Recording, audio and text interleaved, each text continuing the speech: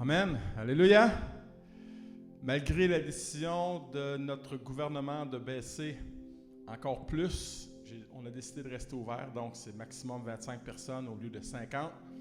Mais on a eu des bonnes nouvelles que notre gouvernement allait vraiment réviser toute cette décision-là. Donc, nous avons écrit une lettre personnelle, l'Armée du Salut, à nos gouvernements et ça a été bien reçu.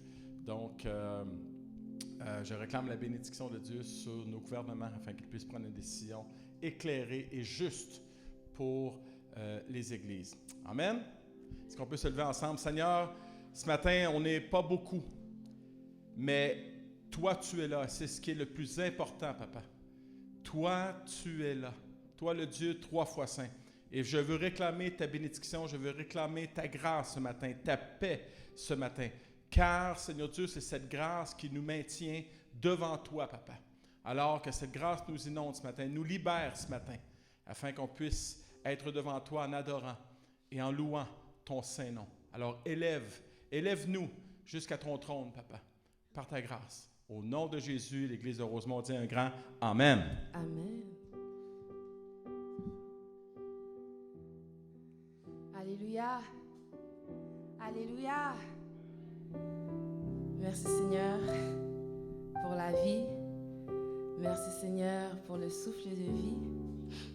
Et cette semaine, en fait, on m'a annoncé que j'avais un de mes amis, il m'a annoncé en fait que j'avais un de mes amis qui était atteint justement du vilain virus. Et gloire à Dieu parce qu'il n'y a pas d'autres personnes en fait qui a été atteint aussi autour de nous. Et Dieu, il a maintenant il est guéri, sa quarantaine est finie et tout.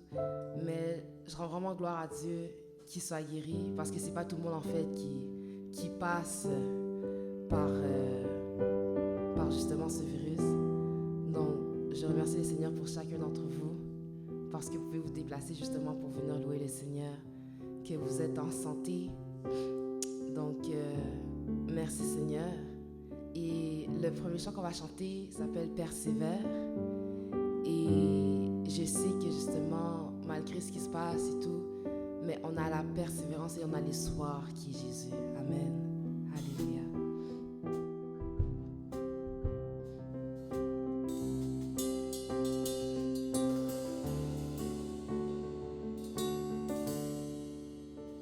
Si Dieu a mis dans ton cœur, écris-le, garde-le comme un trésor. Quoi qu'on dise, protège la vision avec passion. Oh oui, quand tu sais de tout ton être que ce rêve ne vient pas de toi. Même si tu ne vois que le contraire, persévère. Chante avec moi. Persévère. Persévère. Persévère. Persévère.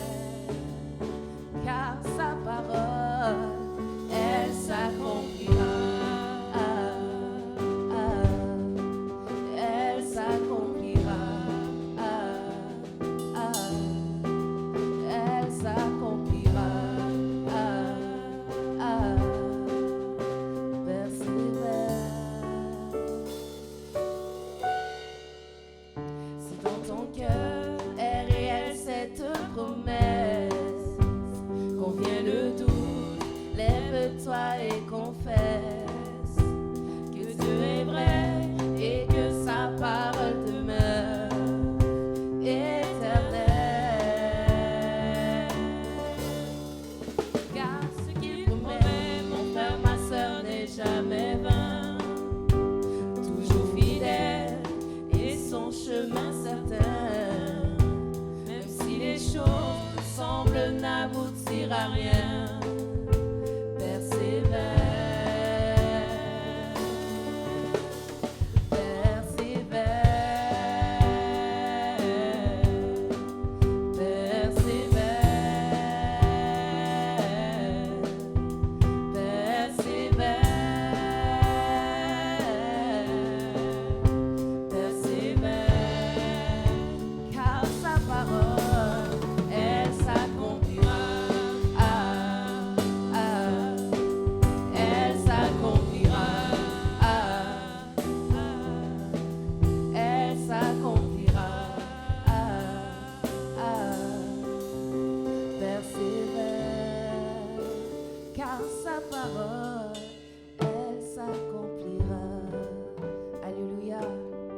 voudrais juste qu'on reprenne en fait le couplet après le refrain.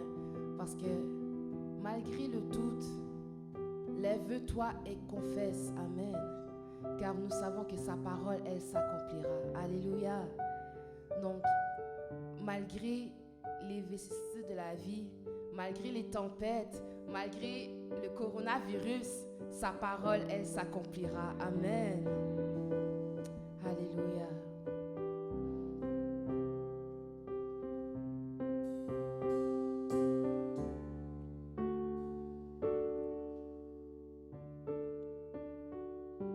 Si dans ton cœur est réelle cette promesse, quand vient le doute, lève-toi et confesse que Dieu est vrai et que sa parole demeure éternelle.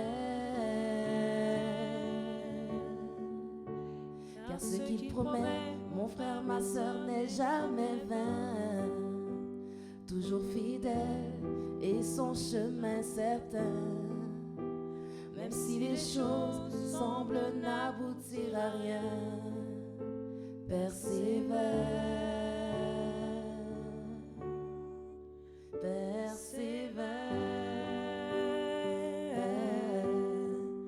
persévère, persévère,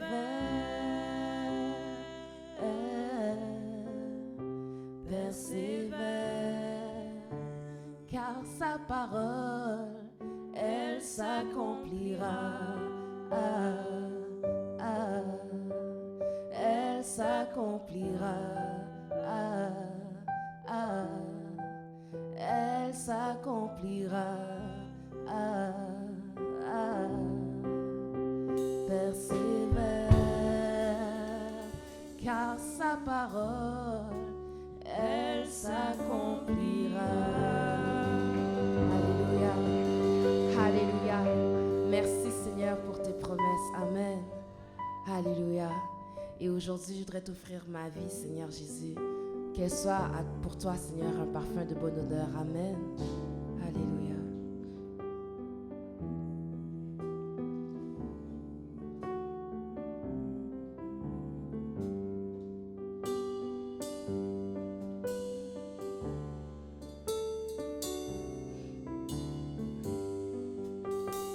Comment te dire ce que je ressens?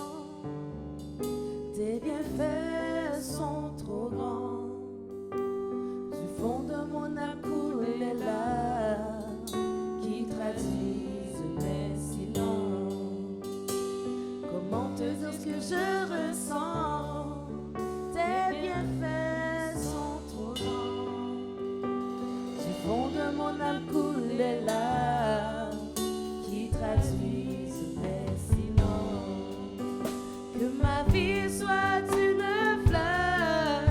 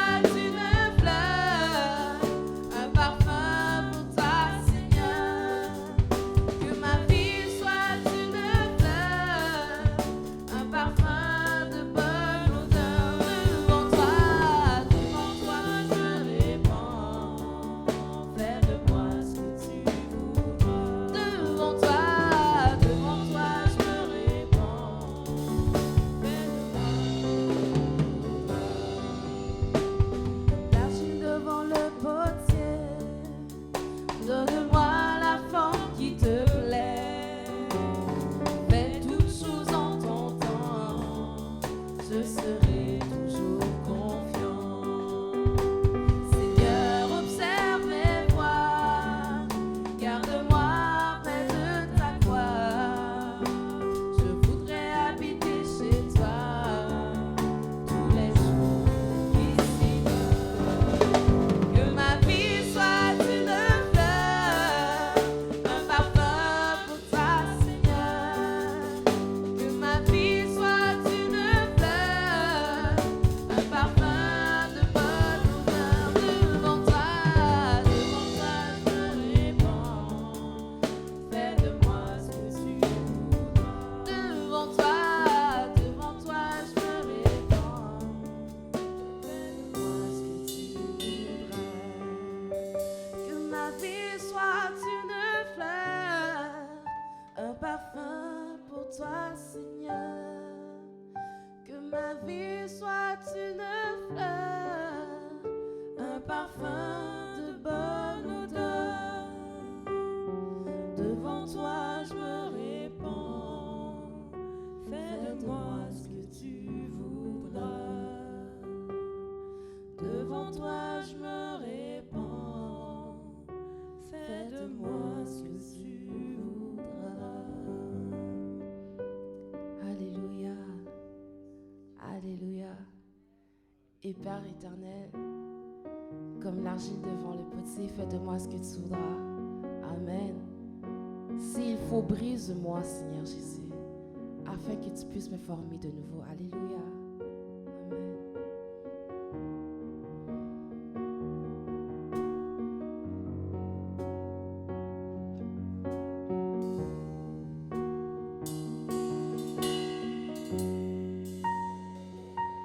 J'étais brisé, vide et sans espoir.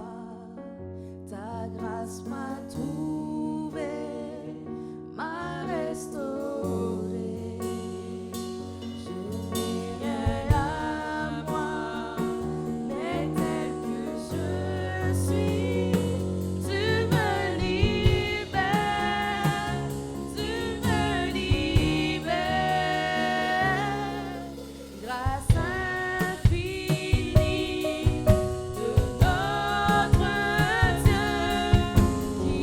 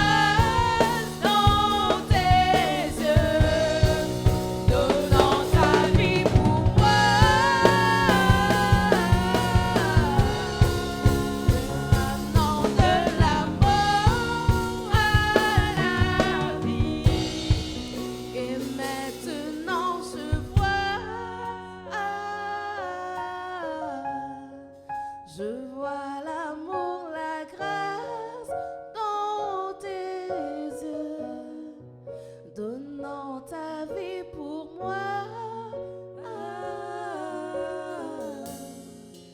Me ramenant de la mort à la vie. Et maintenant je vois. Alléluia. Élevons nos voix ce matin devant le roi des rois, le Seigneur de grâce. Je vois l'amour, la grâce dans tes yeux, donnant ta vie pour moi. Me ramenant de la mort à la vie. Et maintenant je vois. Je vois l'amour, la grâce dans tes yeux, donnant ta vie pour moi. Me ramenant de la mort à la vie. Merci pour cette grâce qui nous permet de voir ce matin. Merci pour cette grâce qui nous permet de te voir, Jésus. Merci de cette grâce que tu nous as fait en prenant les faiblesses d'un petit enfant. Toi qui n'es dépendant de rien, tu es devenu dépendant en venant dans ce monde. Toi qui n'avais pas besoin de rien, tu t'es mis dans un état de besoin. Quelle grâce! Grâce infinie de notre Dieu, qui un jour pour moi s'est donné, qui un jour pour moi m'a sauvé. Papa, merci pour cette grâce infinie pour ma vie. Et cette grâce qui se renouvelle jour après jour, afin que je puisse voir dans tes yeux cette grâce qui est toujours disponible, toujours actuelle. Cette grâce qui est dans ton cœur depuis maintenant 6000 ans, bien avant ta venue, Jésus. Cette grâce, nous la voyons dans la vie d'Adam et Ève. Et nous la voyons partout dans ta parole. Que cette grâce nous parle, que cette grâce nous restaure ce matin, que cette grâce nous sauve. Sois béni et glorifié pour cette grâce, Seigneur Dieu. Dans le nom précieux de Jésus. Et l'Église de Rosemont dit un grand Amen en terminant. Amen. Alléluia. Veuillez prendre place, bien-aimés. Et on va passer aux annonces.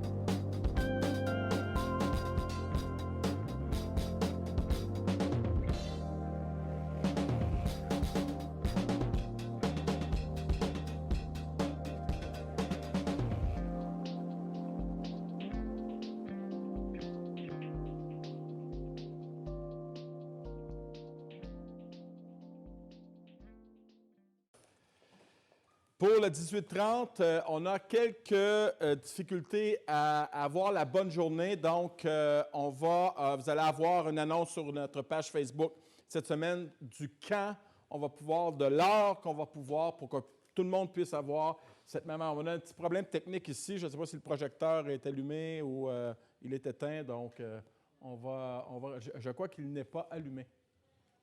Non. Donc, c'est probablement pour ça. Donc, je vous invite à suivre sur cet écran-là. Donc, on est toujours dans cette série par rapport à la maturité, troisième message de la série, et on va visiter pendant une longue période 1 Corinthiens, 2 Corinthiens, parce que s'il y avait quelque chose qui manquait dans cette Église, c'était bien la maturité. Il manquait d'amour, mais je crois que l'amour ne peut pas être ce qu'il devrait être si nous ne sommes pas matures tout d'abord dans cet amour. Et nous allons parler ce matin, et le choix était très bien approprié au niveau des chants, nous allons parler de la grâce. Qu'est-ce que c'est que la grâce? Et c'est cette histoire que j'ai lue cette semaine d'un jeune homme qui arrive avec une feuille, les yeux brillants, et avec une étoile rouge dans la marge, et c'est marqué, c'est un examen de mathématiques, et c'est marqué 100%. Et là, le petit garçon dit à son papa, j'ai eu 100%, même si, quand le temps était terminé pour l'examen, il me restait encore 3 questions à répondre. Et là, le papa, perplexe, il lui demande, il dit, comment est-ce que tu as réussi à avoir 100% s'il te restait encore 3 questions à répondre? Et le petit garçon a répondu, mon institutrice m'a donné la note de la grâce. Elle m'a laissé finir, même si le temps était écoulé. Et il en va de même pour nous, bien-aimés. Quelle est notre note devant Dieu? 0. Nous échouons devant Dieu.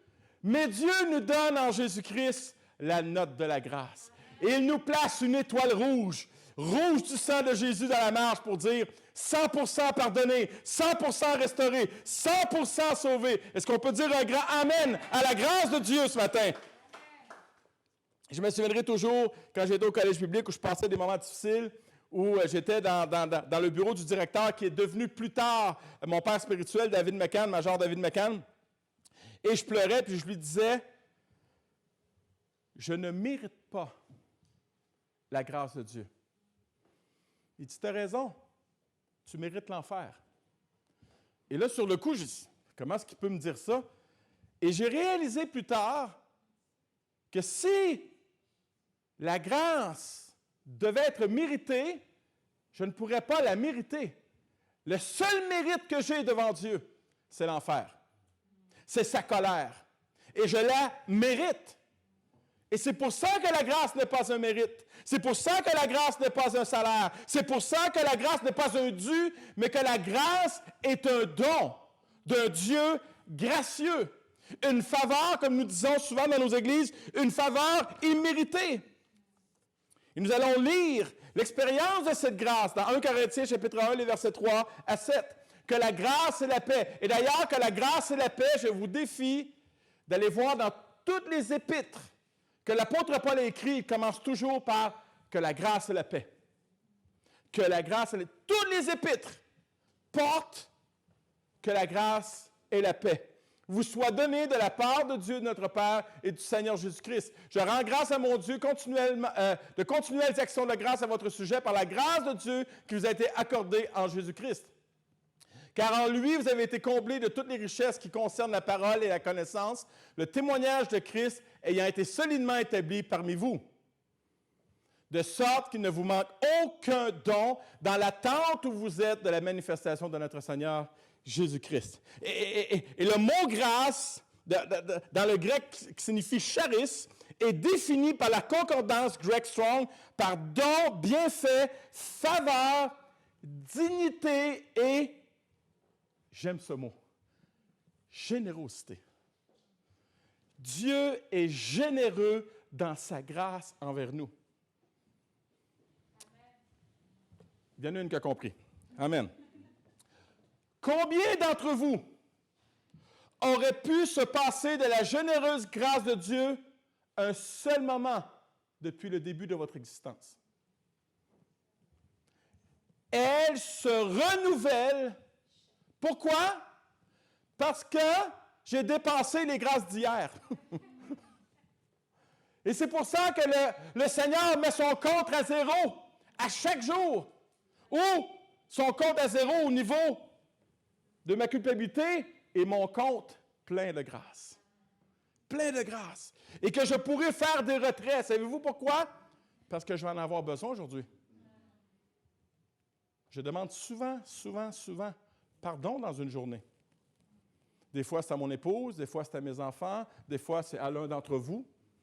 Des fois, je demande pardon à Dieu pour moi-même.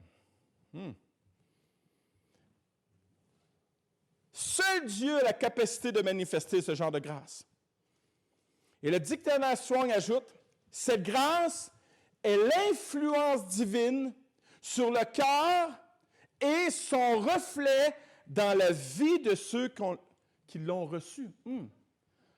La grâce devrait se voir dans ma vie. La grâce de Dieu devrait se voir dans ma vie.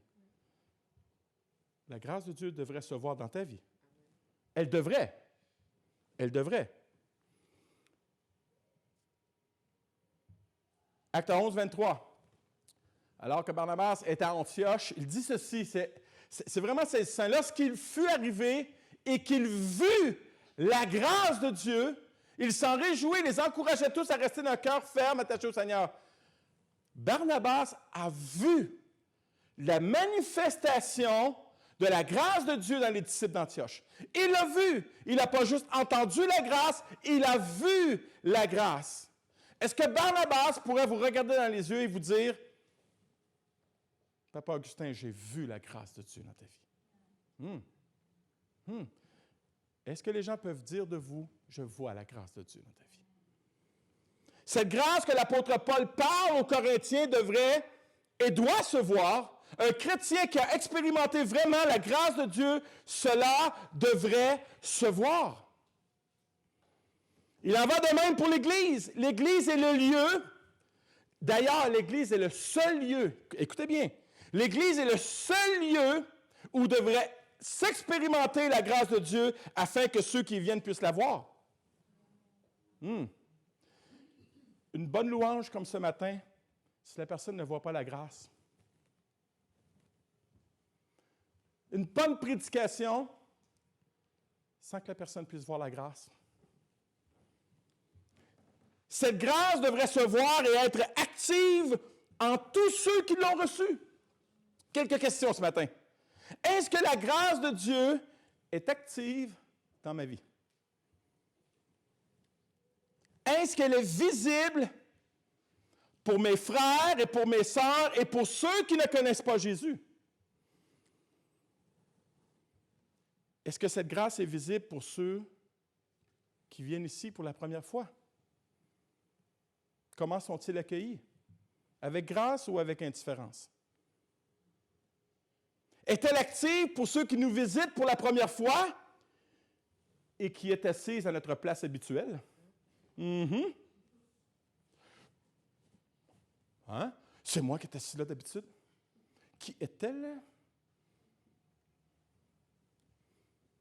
Cette grâce devrait se voir dans nos actions, dans la main tendue, dans les pieds qui vont de l'avant, dans notre initiative. Cette grâce devrait s'entendre dans nos paroles. Prochaine diapo.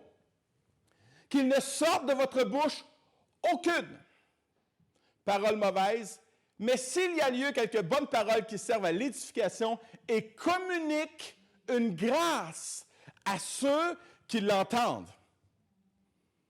La grâce devrait s'entendre.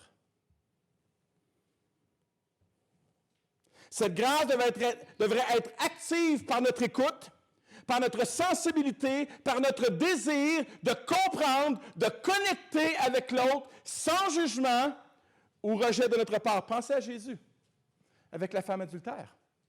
Quelle grâce!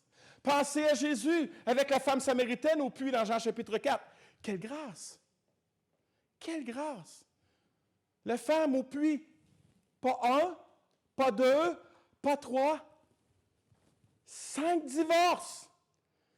Et le 6e, elle vit en concubinage. Jamais nous ne voyons Jésus jugé ou méprisé. La grâce écoute, la grâce comprend, la grâce veut sauver. La grâce veut connecter. Chaque chrétien, chaque chrétienne devrait être imbibé et inondé de cette grâce. Chaque chrétienne devrait la laisser couler au travers d'eux afin d'atteindre le cœur de ceux qui en ont besoin. Et j'aimerais vous dire ce matin, bien-aimés, qu'il y en a beaucoup qui en ont besoin de cette grâce. Ceux qui ne connaissent pas Jésus ont besoin de cette grâce. Mais il y a aussi nos fils et nos filles prodigues qui ont besoin de cette grâce. Ceux qui ont quitté cette Église, ceux qui ont mis une pause sur leur relation avec Jésus, ont besoin de cette même grâce de notre part. Et ce matin, je priais dans mon temps avec Dieu, Seigneur, dans les prochaines semaines, fais que nous puissions rencontrer ces fils et ces filles prodigues et que nous puissions être comme le Père dans la parabole et faire grâce dans nos paroles, faire grâce dans nos actions, faire grâce en allant vers eux. À travers nous, Jésus veut distribuer. Nous sommes les distributeurs de la grâce de Dieu. Savez-vous quoi? Nous sommes les seuls.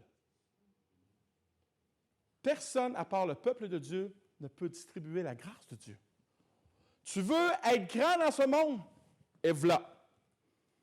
Tu es le seul. Tu es le seul qui peut distribuer la grâce de Dieu parce que c'est en toi. L'indifférence ne devrait jamais être dans le cœur d'un chrétien ou d'une chrétienne. La maison de sondage chrétienne Barna Group aux États-Unis, c'est une maison de sondage comme Léger, mais du côté chrétien aux États-Unis, a dit ceci, et j'ai vraiment été touché par ça. 32% de ceux qui avaient abandonné l'Église avaient dit que personne ne les avait contactés après avoir quitté. 32%. Et ils ont dit que personne n'avait semblé s'inquiéter de leur départ. 32%. 1 sur 4. Les églises, c'est pas important. C'est eux qui ont voulu quitter. Il y en a qui ont cette mentalité-là. Il y a même des pasteurs qui ont cette mentalité-là. Ce n'est pas à nous de courir après. Ah non? Quelle grâce! Quelle grâce! Et pourtant, la parole nous dit ceci, dans Matthieu chapitre 18, versets 12 à 14. Que vous ensemble, si un homme a 100 brebis et que l'une d'elles s'égare, ne laisse-t-il pas les 99 autres sur les montagnes pour aller chercher celle qui s'est égarée? Et s'il la trouve, je vous le dis en vérité, elle lui cause plus de joie que les 99 qui ne se sont pas égarés. De même, ce n'est pas que la volonté de votre Père qui est dans les cieux qu'il ne se perde un seul de ses petits. Voulez-vous la vraie joie du Seigneur dans l'Église? Allons chercher les brebis qui sont égarées. Allons chercher les brebis qui ont quitté cette Église. S'ils vont ailleurs, fine. Que Dieu les bénisse. Mais s'ils sont encore dans leur maison, allez les chercher. C'est la volonté de notre Père qui est dans les cieux.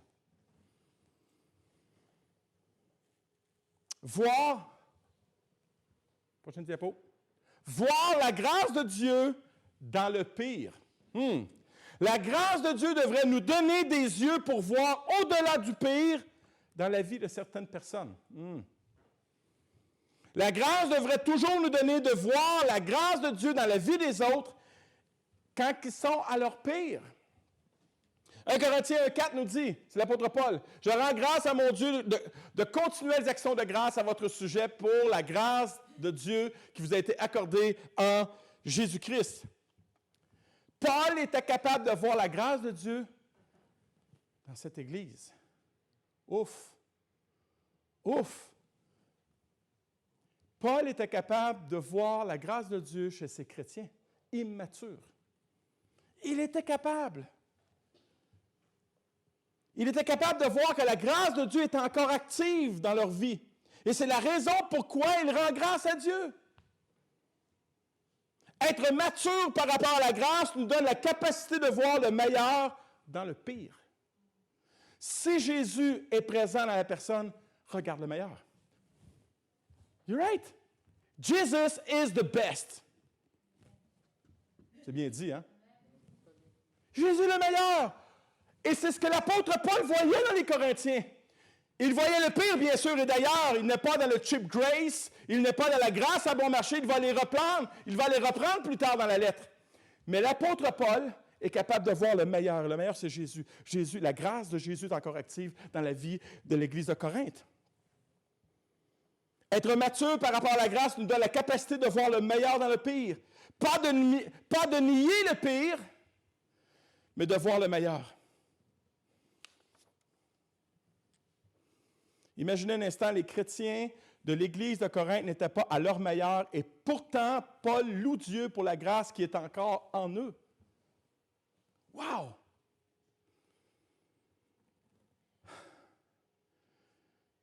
Et nous oublions souvent ce fait, bien-aimés. Par nos paroles condamnatrices, nos paroles sans grâce, et on condamne, et on condamne, et on condamne. Je fais partie de ceux-là. Je crois que Paul avait cette capacité de voir la grâce de Dieu dans le pire de ce qu'il y avait dans cette Église, chez ces chrétiens, parce qu'il avait expérimenté pleinement la grâce de Dieu quand lui-même était à son pire sur le chemin de Damas.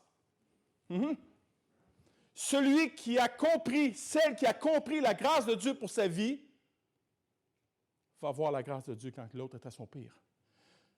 Parce que, bien-aimés, Dieu ne nous a pas sauvés quand on était à notre meilleur. Étiez-vous à votre meilleur quand Dieu vous a sauvés? Nous étions tous à notre pire. Nous étions pécheurs. L'apôtre Paul est un persécuteur de l'Église. Il assassine des chrétiens, il approuve des meurtres. Et sur le chemin de Damas, il a des lettres de créance pour rentrer dans les maisons, saisir hommes, femmes et enfants. Wouh!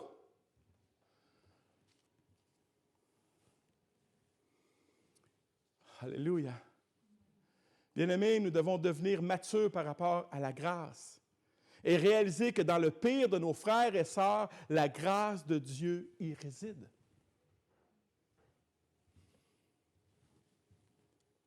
Tout comme quand nous sommes à notre pire, nous aussi, nous aimons recevoir la grâce de nos frères et sœurs.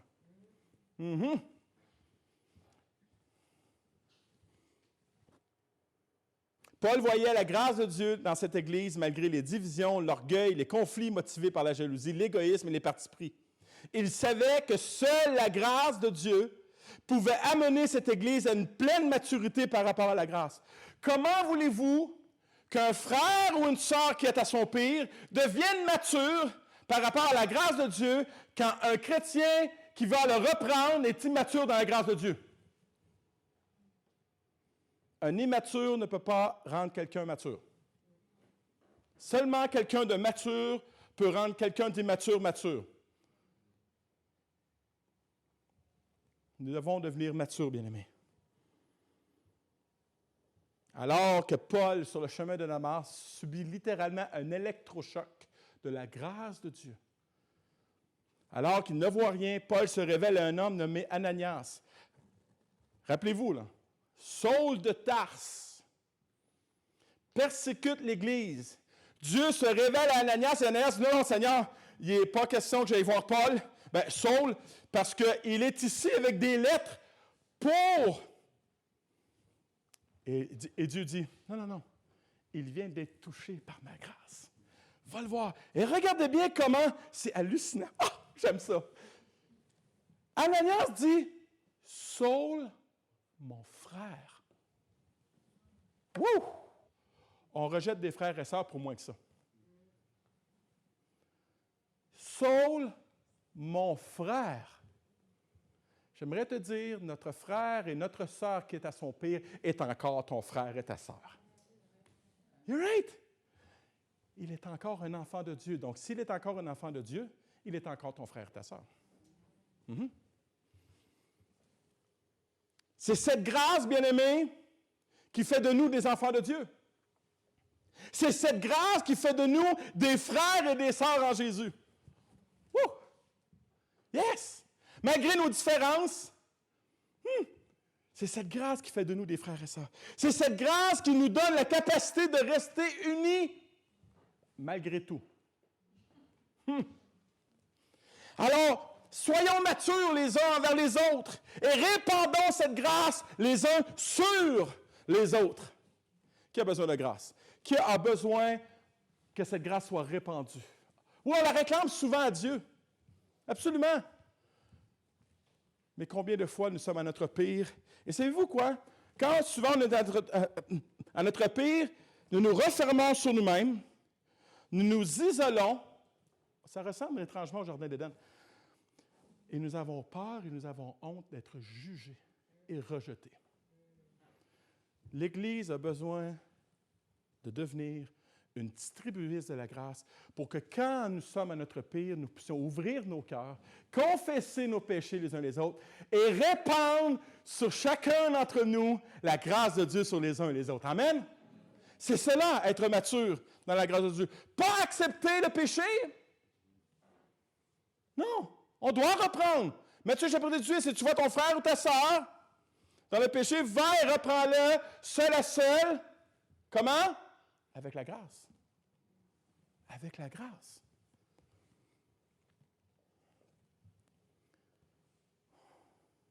Deuxième point. Voir la grâce de Dieu dans les dons. 1 Corinthiens 1, verset 5-7. Car en lui, vous avez été comblés de toutes les richesses qui concernent la parole et la connaissance. Le témoignage de Christ ayant été solidement établi en vous, de sorte qu'il ne vous manque de rien. Donc, la grâce de Dieu les uns vers les autres, mais la grâce de Dieu par rapport aux dons les uns envers les autres. Le mot richesse ici en grec a été traduit par enrichi, qui signifie un personnage très riche. J'aimerais te dire que si tu as la grâce de Dieu dans ta vie, tu as les dons qui, dans sa grâce, Dieu t'a donnés, donc tu es quelqu'un de riche. Tu es riche. Il n'y a pas d'âge pour être riche. Alléluia. Tu es riche. Il ne manquait aucun don dans cette Église. Aucun. Elle les avait tous. Mais il leur manquait le plus important, l'amour et, prochaine diapo, et la maturité. Et la maturité. Quand nous venons à Jésus, Dieu nous fait grâce en nous accordant des dons spirituels. Nous les verrons plus en détail dans un autre message où on va parler des dons plus en profondeur. Donc, la réalité, c'est que chaque chrétien, chaque chrétienne possède un ou des dons. Et cela est une grâce, bien-aimés. Encore une fois, c'est pas... il ne faut pas l'oublier. Dieu ne m'accorde pas un don parce que je suis plus spirituel qu'un autre. Dieu ne m'accorde pas un don parce que je le mérite. Dieu m'accorde un don parce qu'il décide de me faire grâce. Le don que je possède m'a été accordé par la grâce de Dieu.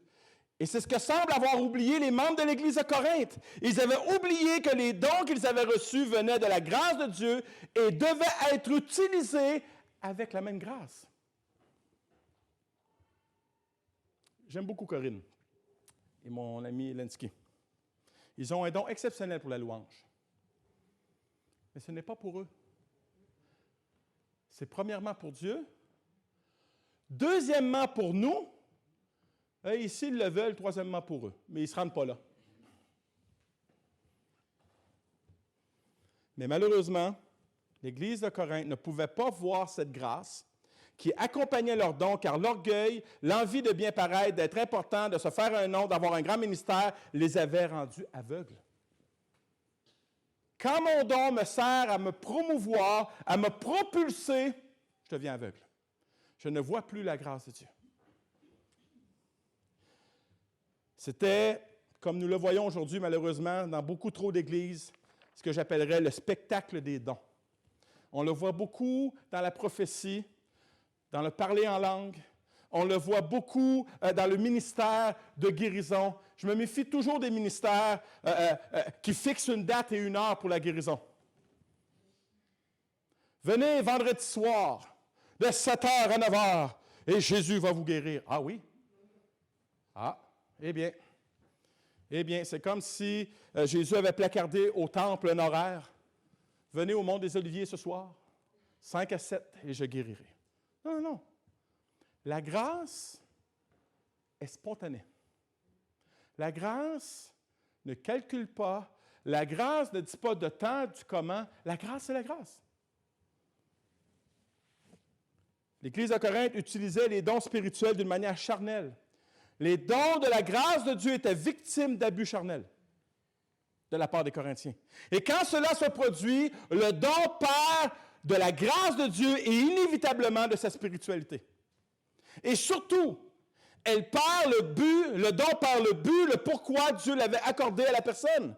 Le don de Dieu n'est jamais pour notre propre gloire. Le don n'est jamais pour mon élévation personnelle, pour me faire une renommée. Le don donné par grâce doit manifester la grâce de Dieu.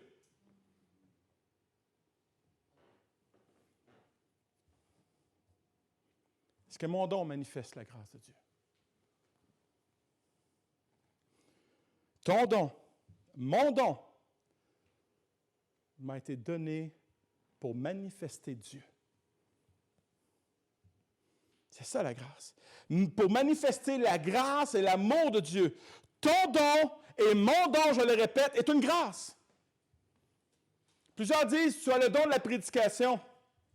Vrai, je peux vous dire que c'est une grâce.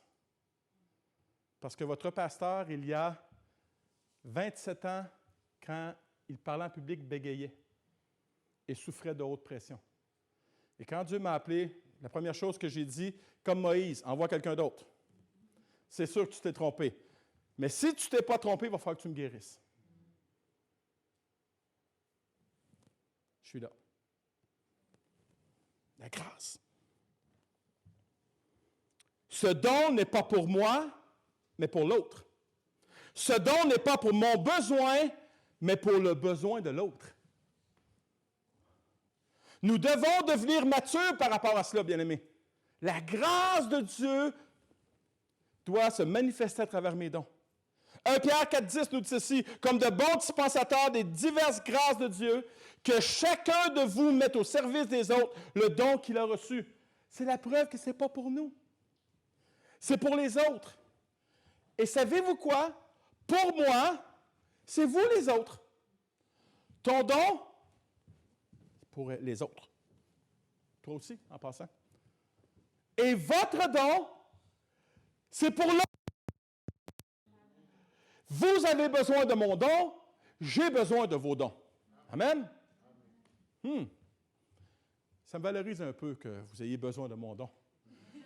Mais ça vous valorise beaucoup le fait que j'ai besoin de vos dons. Parce qu'il manifeste la grâce de Dieu. Soyez de bons gérants. Est-ce que je suis un bon gérant de la grâce infinie, variée de Dieu? Est-ce que je suis un bon gérant? Mon don doit répondre à un besoin, pas à mon besoin. Ne pas utiliser son don pour l'autre affaiblit l'Église et ainsi affaiblit la grâce de Dieu. C'est ce qui s'est produit dans l'Église de Corinthe. L'Église de Corinthe avait tout pour être forte, mais elle était faible. Parce que ce n'était pas la grâce de Dieu qui était manifestée dans le service de leurs dons, mais c'était plutôt l'orgueil. Ils se servaient de leurs dons pour eux-mêmes. Ils cherchaient la grandeur de leurs dons au lieu de le chercher dans le service. Et elle est là, la vraie grandeur. Et c'est Jésus qui nous le dit dans Matthieu chapitre 20, le verset 26, « Quiconque veut être grand parmi vous, qu'il soit votre serviteur. » Je vais vous parler dans mon langage de rue. Tu veux être big? Sers les autres. Qui dit ça, pasteur? La Bible. Et Jésus. Et quand nous allons arriver au ciel, qu'est-ce qui va nous être dit?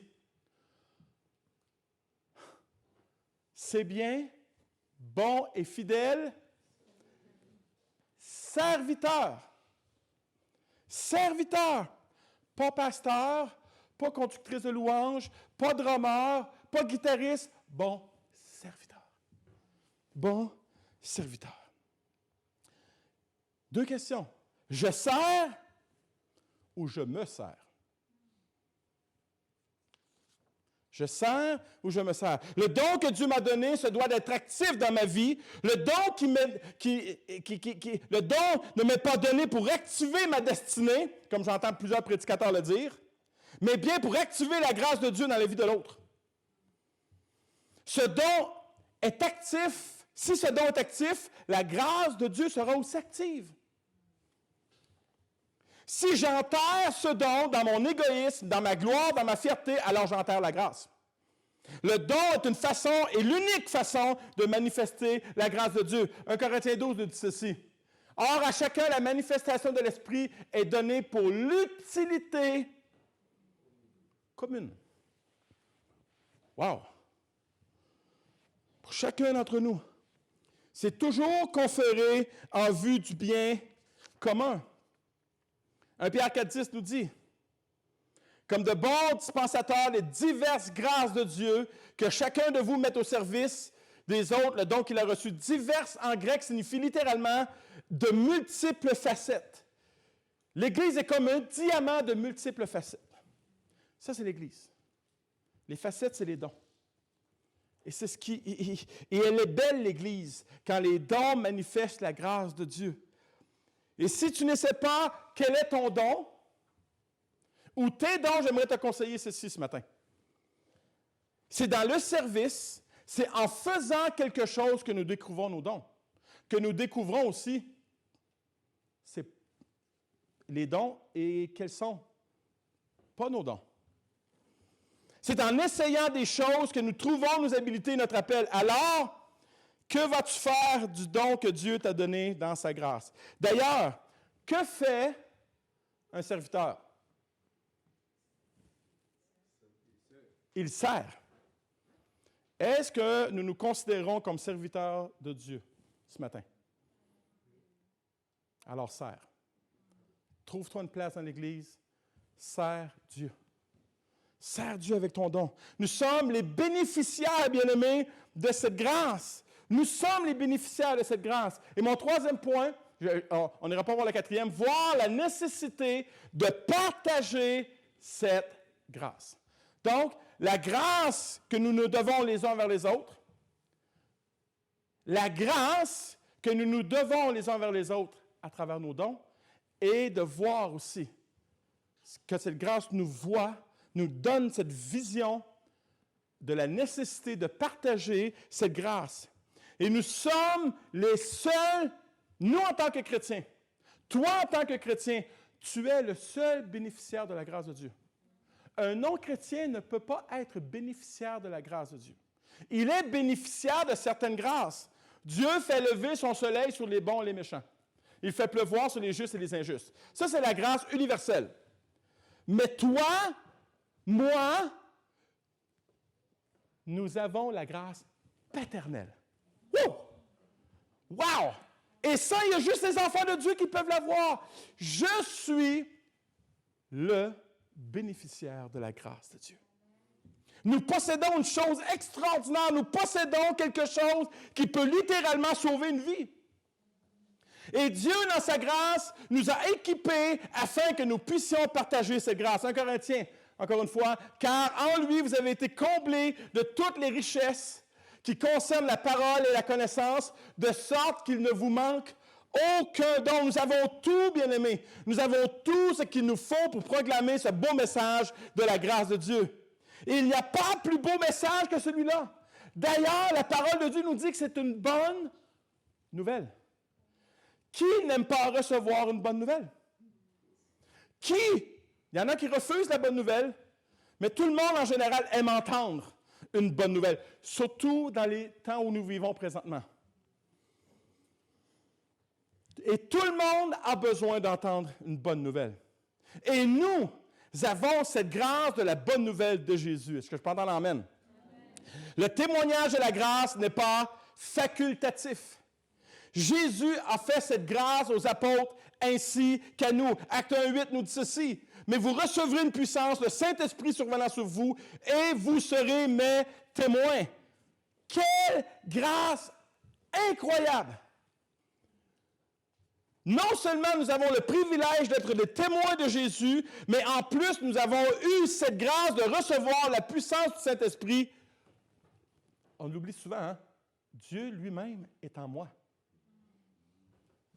Dieu lui-même est en moi. L'Esprit qui se mouvait au-dessus des eaux dans Genèse chapitre 1 fait le même mouvement dans mon cœur. Wow!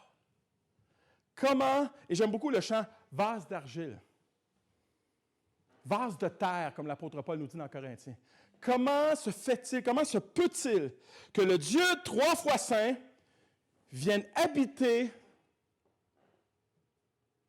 Roch Marcoux? Ça fait 27 ans que j'essaie de comprendre ce mystère et je ne le comprends pas encore. Mais je l'accepte par la grâce de Dieu. Parce que c'est une grâce. J'aimerais te dire ce matin que si tu es vraiment un chrétien, non seulement tu es un témoin officiel de Jésus, et qu'il y a en plus en toi la puissance du Saint-Esprit. Cette puissance qui peut convaincre de péché, de justice, de jugement. Le gros problème quand on partage la grâce,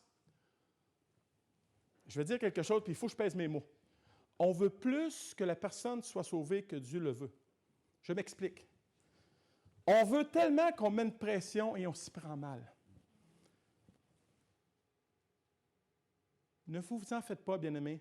Dieu veut la sauver. Je ne peux pas la sauver. C'est lui le sauveur, moi je suis un témoin.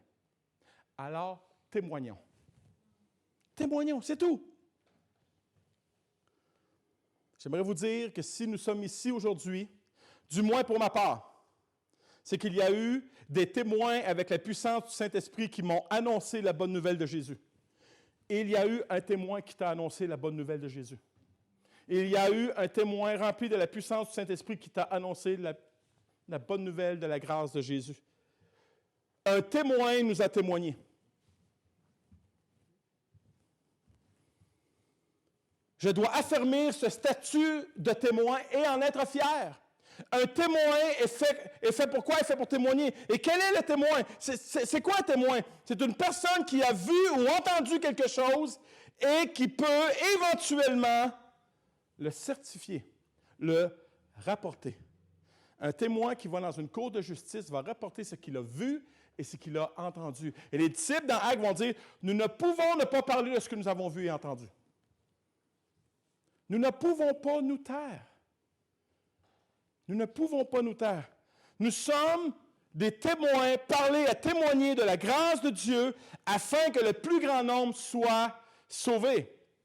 Et j'ai lu une histoire cette semaine, prochaine diapo, j'ai lu une histoire cette semaine d'un homme qui était en vacances et il se promène sur la plage et au loin, il voit une personne se pencher continuellement et lancer quelque chose à la mer. Et là, plus il s'approche et qu'il réalise, c'est un homme de certain âge qui prend des étoiles de mer et que une par une. Et là, il lui dit, pourquoi tu fais ça? Il dit, parce qu'il y a eu une marée basse plus que la normale et beaucoup d'étoiles se sont échouées sur la plage. Mais il dit, tu ne pourras pas tous les sauver, c'est impossible, il y en a des milliers. Et il prend l'étoile dans ses mains et il dit, peut-être pas, mais pour elle, je vais faire une différence. Il la lance à la mer. Bien-aimé, on ne pourra pas sauver tout le monde. On a demandé à John Wesley, un jour grand prédicateur du 18e siècle, comment vas-tu sauver le monde? Il a répondu, une âme à la fois. Témoignons une âme à la fois. Une âme à la fois. Soyons simplement des témoins. Et laissons agir le Saint-Esprit. Quelquefois, le Saint-Esprit ne peut pas convaincre les personnes parce que nous essayons de les convaincre nous-mêmes. Et ce n'est pas notre travail. Ce n'est pas notre travail de convaincre. Notre travail, c'est de témoigner de la grâce de Jésus.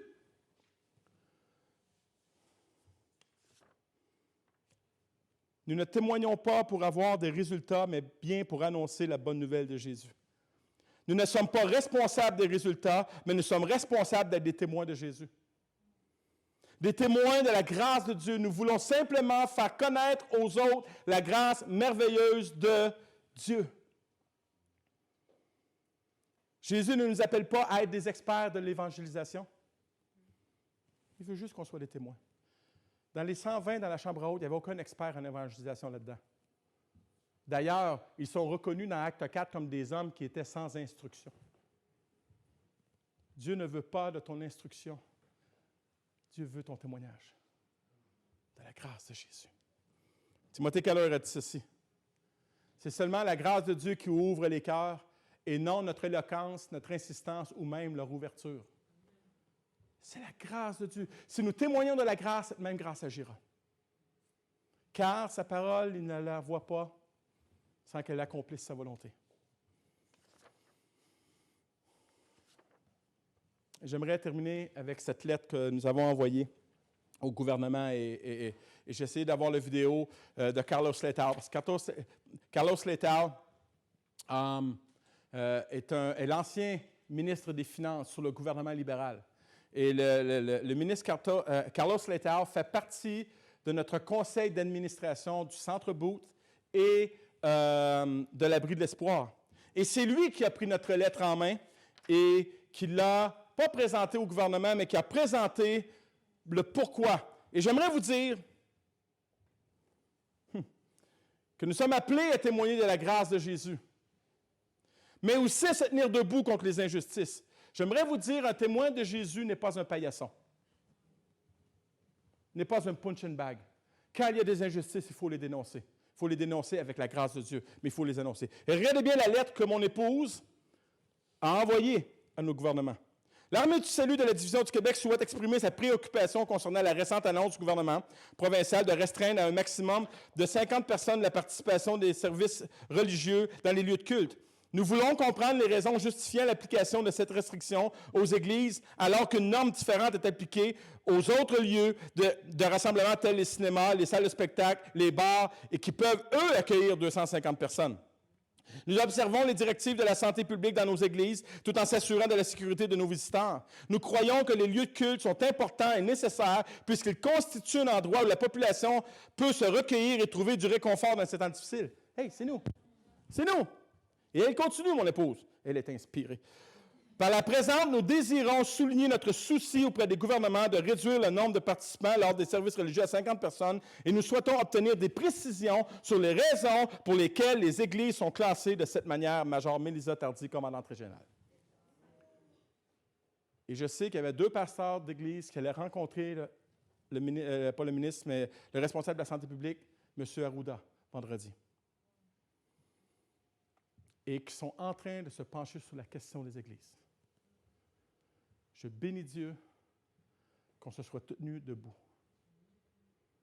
Non pas en sortant dehors avec nos pancartes, pas en criant l'injustice, mais en priant premièrement pour nos autorités, parce que c'est cela que Dieu nous demande. Et de s'être tenu debout, d'avoir dénoncé cette injustice. Et j'aimerais, ce matin, qu'on puisse reprendre le chant, le deuxième chant qu'on a fait. Et je ne sais pas ce qui se passe dans ma vie présentement au niveau de la louange, mais je n'ai jamais porté autant d'attention aux paroles des chants. Et j'ai chanté ce chant-là depuis 2 ans. Là. Depuis que je suis ici, là, on fait ce chant-là régulièrement. Et j'ai réalisé les paroles ce matin. Fais de moi ce que tu voudras. Oh! Et il y avait toute une question de service là-dedans. Wow! J'espère que nous réalisons ce que nous chantons.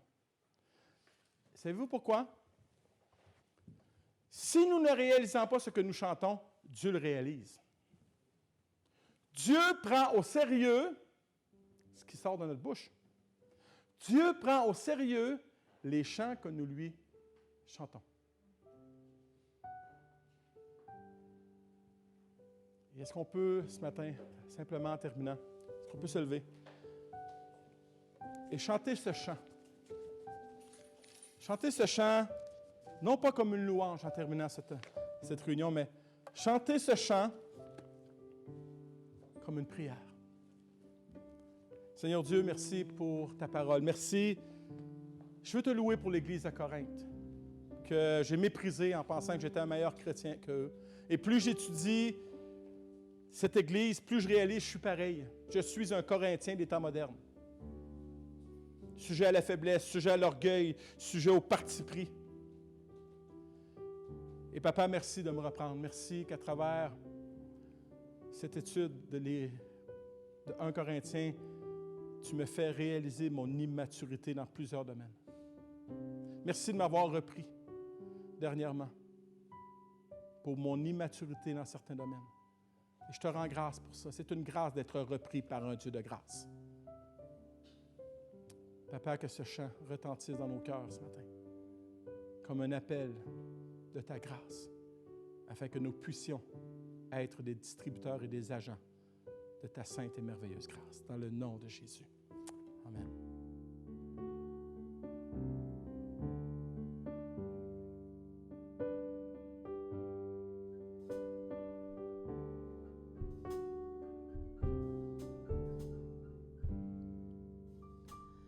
Comment te dire ce que je ressens? Tes bienfaits sont trop grands. Du fond de mon âme coulent des larmes qui traduisent mes silences. Comment te dire ce que je ressens? Tes bienfaits sont trop grands. Du fond de mon âme coulent des larmes qui traduisent mes silences. Que ma vie soit une fleur, un parfum pour toi, Seigneur. Que ma vie soit une fleur, un parfum de bonne odeur. Devant toi je me répands, fais de moi ce que tu voudras. Devant toi je me répands, fais de moi ce que tu voudras. Comme l'argile devant le potier, donne-moi la forme qui te plaît. Fais toutes choses en ton temps, je serai toujours confiant. Seigneur, observe mes voies, garde-moi près de ta croix. Je voudrais habiter chez toi tous les jours ici-bas. Que ma vie soit une fleur, un parfum pour toi, Seigneur. Que ma vie soit une fleur, un parfum de bonne odeur. Devant toi je me répands, fais de moi ce que tu voudras.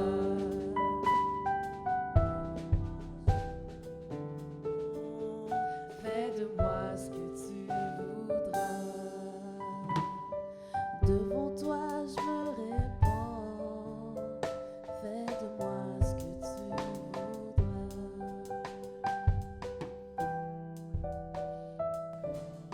Alléluia, Jésus. Oh, Jésus. Fais de nous ce que tu voudras. Et je sais que tout cela se fera dans ta grâce. Papa, il est temps pour nous de devenir matures. Matures dans ta grâce, les uns envers les autres. Matures dans ta grâce par rapport aux dons, au service que tu nous as accordé. Nous devons devenir matures pour être des témoins de ta grâce. Enlève de nous, Papa, le fardeau sur nos épaules, que ce n'est jamais été ta volonté qu'on l'ait. La volonté, le fardeau, que les gens soient convaincus. C'est toi qui convaincs. Tu nous appelles simplement à être des témoins matures. Et ma prière, Papa, c'est que moi je devienne premièrement un pasteur mature, un époux mature, un papa mature, un homme mature. Ma prière, c'est que chaque membre de cette Église devienne aussi un papa, une maman, un ado, un jeune adulte mature. Que cette Église devienne mature. Une Église mature attire, influence, impact. Nous voulons être matures dans notre louange, dans notre adoration. Merci pour ces chants qui percutent mon âme, qui percutent mon cœur dernièrement. Que ces chants ne soient pas choisis au hasard. Que chaque chant soit choisi comme un message de ta grâce pour nos cœurs. Et que nous devenions des adorateurs matures. Que nous soyons conscients de ce qui sort de notre bouche atteint ton cœur et tes oreilles. Papa, merci pour ce temps merveilleux que nous avons eu ce matin. Merci pour cette grâce que nous avons expérimentée ce matin. Merci pour ta parole qui nous révèle que tu es un Dieu de grâce et que tu les renouvelles chaque matin. Sois béni, Papa. Accompagne dans ta paix, dans ta grâce, chaque frère, chaque sœur va le retour à la maison. Dans le nom précieux et puissant de Jésus. Et l'Église Nouveau Départ de Rosemont déclare un grand Amen pour terminer. Gloire à Dieu. Amen.